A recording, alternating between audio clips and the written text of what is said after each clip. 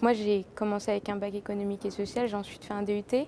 Et donc cette formation me permet d'avoir un diplôme d'ingénieur en aéronautique et spatiale en convention avec Supaéro. Donc ça reste un diplôme très prestigieux.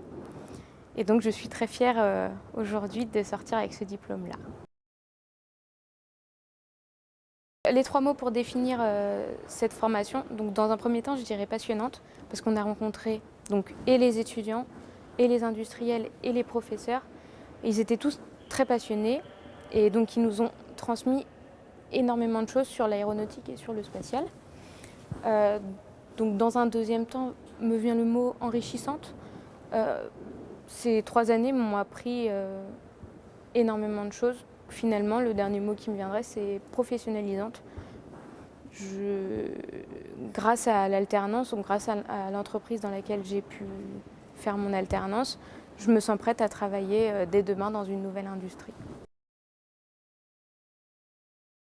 Le meilleur souvenir que je garde de la formation, c'est en 2e année. On est parti 1 mois au Brésil. Donc pour l'école, on est allé dans une université de Sao Paulo. On a découvert donc, la façon de travailler des Brésiliens, donc à travers des industries, en visitant des industries, des musées brésiliens. Et on a aussi travaillé à travers un projet dans l'université de Sao Paulo. Et pour moi, ça m'a permis de m'ouvrir au monde et de découvrir une autre façon de travailler, une autre façon de voir les choses. Donc le métier d'ingénieur en aéronautique et spatiale, c'est pas seulement un métier, il en existe plusieurs. Par exemple, dans notre promotion, donc on était 35 étudiants. Donc on a eu une formation générale au CNAM et ensuite on était en alternance dans différentes entreprises. Et donc on a chacun appris des choses, on s'est spécialisé donc dans le métier de l'ingénieur en aéronautique et spatiale. Donc c'est très varié, on peut faire énormément de choses. Donc pour ma part, moi c'est plutôt ingénieur de recherche en aéronautique et spatiale.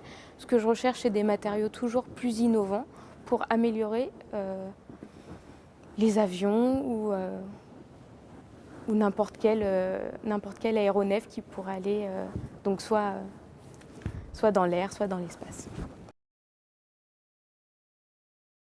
Dans 10 ans, je me vois travailler dans l'industrie aéronautique ou spatiale. Je souhaiterais me spécialiser dans le spatial, donc travailler dans une grande entreprise comme par exemple Airbus Defence and Space ou l'ESA.